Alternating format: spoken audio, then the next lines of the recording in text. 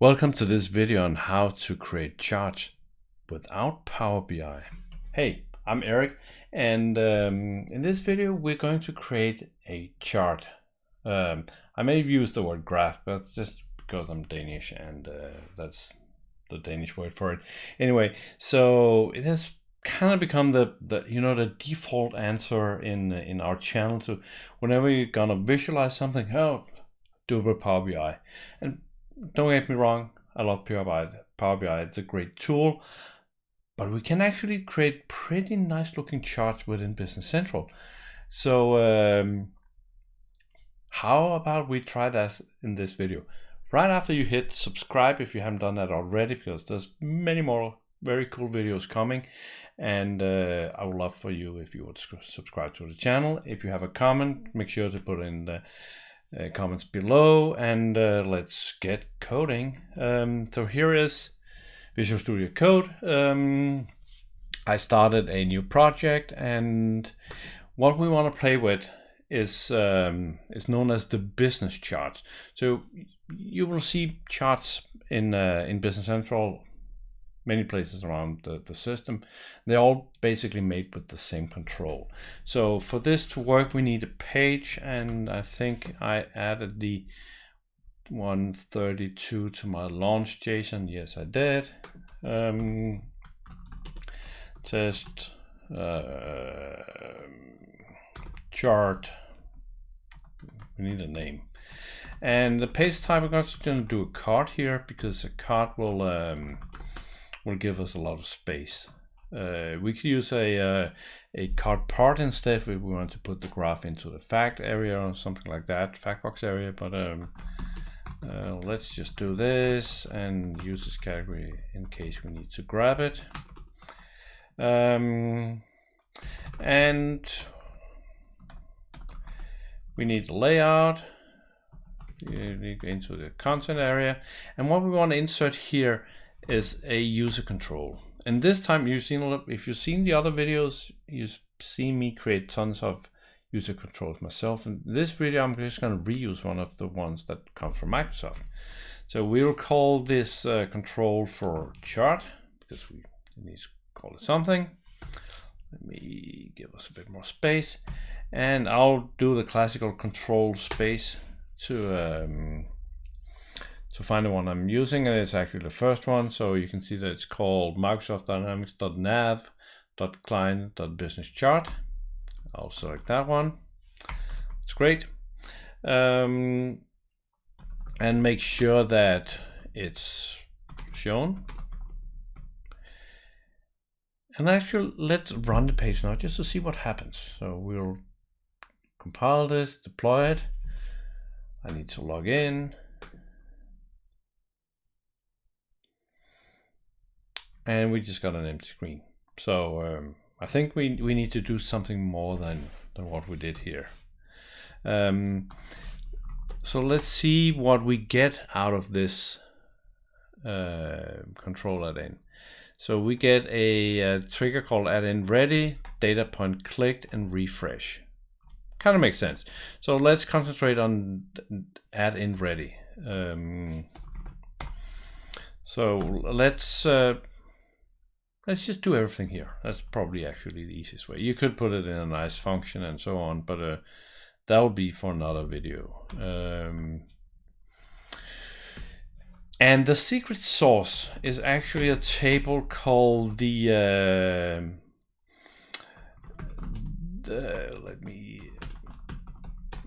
business chart buffer. And I actually think that we can make it temporary. If this breaks later, I remember to yell at me and say, hey, you need to remove the temporary, but let's create it temporary. And just to make it easy, let's create a graph over some customer data. So the first thing we do to use this magic record here called the business chart buffer is to call the init initialization function on it. Oops, wow. It's late night typing here in British Columbia. And then the first thing we do is we need to add some data types, meaning that do we have bars or lines, or what kind of data are we visualizing. So we'll add one to begin with, and that's the function called add measure, and it takes a caption, and then it takes, if you see the different, it takes parameter that I haven't figured out what actually does. So if anyone knows what's the second parameter to add measure actually doing, the documentation call it the value index or index value or something like that. But you can put it's a variant, you can put anything in there, and it's just getting put down to the business chart map table, and I can't see it's getting used for anything.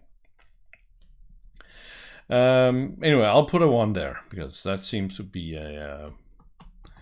the most common thing to put in there. And then we need to add a data type. And in this case, let's do decimals, because this is sales, so decimal is probably a good idea. And the last parameter we can see is the chart type. So we will do buffer.chart type, and then we got a whole bunch of different options, but no bar chart, because a bar chart is called a column. So okay. And so now we have one piece of data in our graph. So we need to define the x axis, and there's a function called set x axis. And we'll call this for customer because that's what we want to show. And customers are saved in a data type called, well, in a string data type, because we just want to show the customer name. So now we just need to put some values in, but the very last thing we do after we put values in would be to actually call the update function and pass the name of our control. So in this case, we'll go current page.chart. So let's see what happens. Let's see what we get from these 4 lines of codes here. I'll compile and deploy again. There's nothing to show. So this is more than before, right? So let's see how much we need to do in order for this to start to show up. So let's get our customers going. If customer.findSet false, false, then repeat until customer, wow, it's not a good typing experience tonight. Customer.next equals 0. Remember, the next function tells you how many steps to take, and since we're in a find set, we're always moving forward. So we can do step 1, and then if next succeeds, it will return a 1. We could do step 3, and then we'll jump 3 records, and it will return how many records it actually jumped. So when we're jumping 0, so it's not possible to jump anymore, then we're done with the repeat. Now we need to get the sales. Yeah, we said sales right here, sales. So we need to find the flow field that has sales, and it's called sales, so that's quite easy. So we got that, and let's just say that we really don't care about customers without any sales. So let's keep noise out of the graph.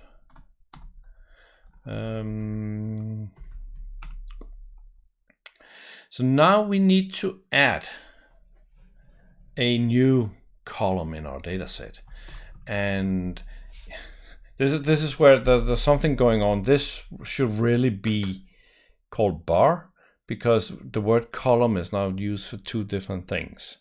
So a data entry in the graph is each a column. And we just happen to want to visualize this data item with a column, aka a bar. But trust me, the naming or parameters here gets weirder. So we'll let this one go. We add a column called the customer name. And actually, let's see what's happened. Let's deploy again. Let's see the progress. Last time it said there's nothing to show. Now there's actually something to show. You can see we got 6 labels at the bottom. So this also means that our graph is actually taking up the entire screen. So it's taking all the space that's on the page. So this is pretty good. Let's go back and add a bit more. So now we have the columns. So what we're missing is the value of the column. And this is where it's getting weird. So stay with me for a second here. So set value by index. And you can see that this takes 2. Actually, it takes more than 2. It takes 3 different parameters: measure index, x axis. That's too hard to say for my Danish tongue. Index and a value. So the value is easy because that's customer.sales. So what are the first 2? So the first one is actually the measure we defined up here, measure index. So we added 1. We even gave it a 1, but forget about that because that's a strange parameter. But we added 1, so we'll do 1 here. And then we need to say that this is this column, because the next one was the x-axis index. So let's just add a way to make sure that we are counting the columns. But here is the really strange thing. So you know that everything in Business Central is indexed by 1. There's no 0 indexes anywhere. Even the .NET functions that have been adopted into AL, like dictionaries and lists and so on, the arrays start by 1, not by 0. But this function, set value by index, both the measure index and the x-axis index are 0 star based. So I created a variable so we can add that, and that start by 0, and then we need to say that this is measure number 0. So this is the first one. And then we need to make sure that we are incrementing I.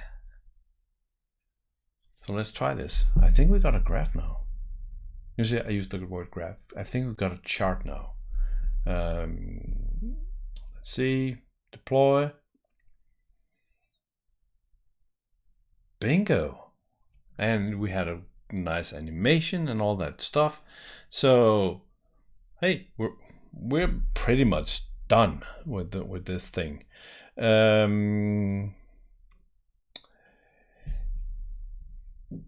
Let's add one more. So let's go back, because now we talked about this. So let's go back, and I'll just copy this one for a second and create one more called profit.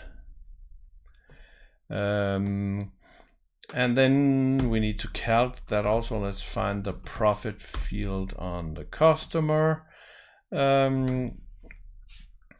And let's add this one. And remember, the first one was the, so this one is, so let's do this. So this one is index 0, and this one is index 1. So now we're going to do this, and then instead of sales, we're gonna do profit here. So we added another measure, we set another value by index. I hit a 5, deploy again. And we have 2 now.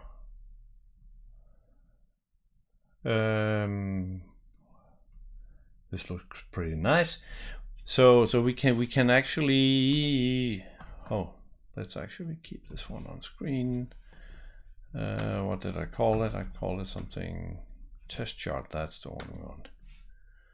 We have this one, we have that one, we still have the empty one, and there's nothing to show, and the whole blank. So we have actually our entire progression here as tabs until the timeout.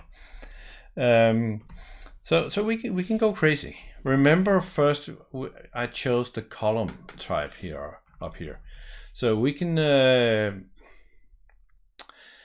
do anything. It doesn't have to make sense. So let's do a simple one and say, okay, we want the profit as a line. I think that could almost make sense. You see some of the cash flow charts that Microsoft are creating. They combine different types. Now we got the bars and the line in the same thing. You can go even crazier and say that, okay, I want the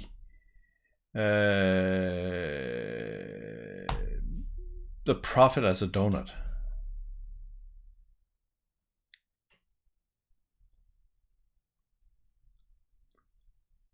So now we kind of get 2 graphs on 2 charts on top of each other. I don't think in this case that combination probably do not make any sense, but again, you can go nuts. Let's see if we can break it. What is a bubble? Will that make any sense here?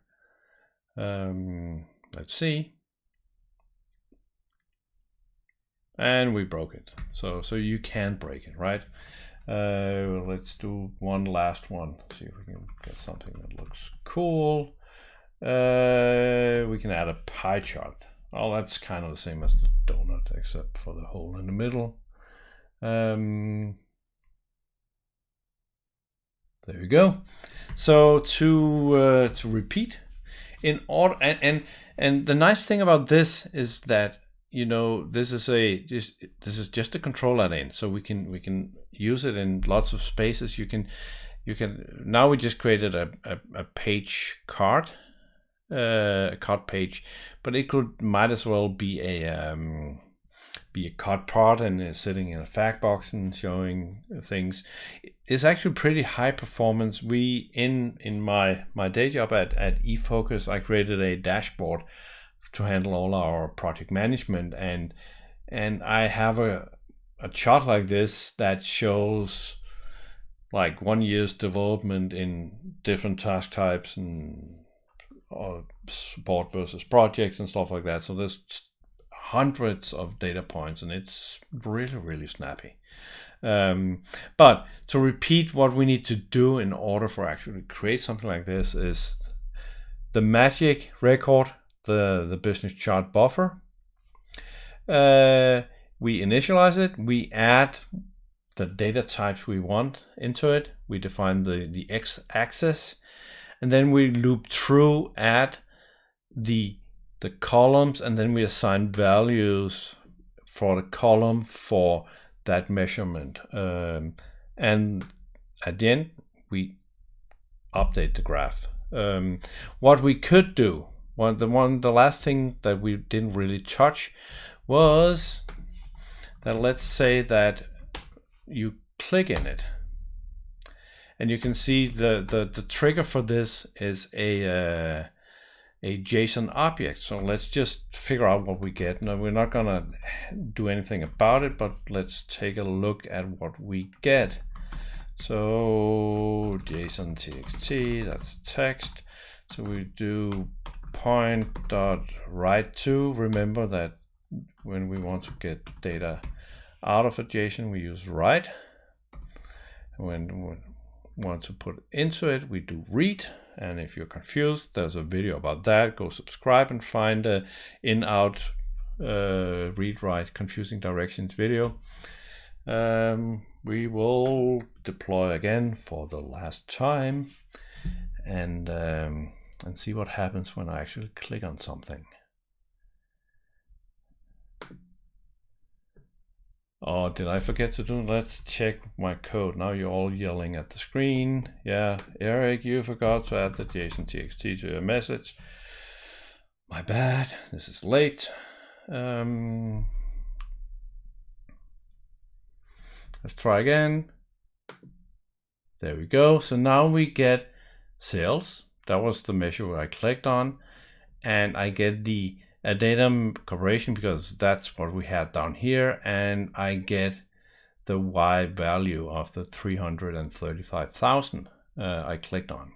So what I usually do, I'm not going to do it in this video because we're past the 20 minutes mark, but I usually create a dictionary behind the scenes so I can link something meaningful from the column into like a customer number or something like that, to easily pass this one and figure out what was clicked on. If you really want to see something like that, let me know in the comments, and then I'll figure out if I can do a fun demo on that. So there you have it. That's how we can actually create a lot of pretty nice looking charts directly in Business Central without having to go to external tools. There's nothing wrong with external tools, but in lots of cases we just want to visualize some data we already have inside the application we're already working on. And as you can see, this can be done with just a few lines of codes. So give it a go. Let me know in the comments how it goes. And until next time, have a wonderful day.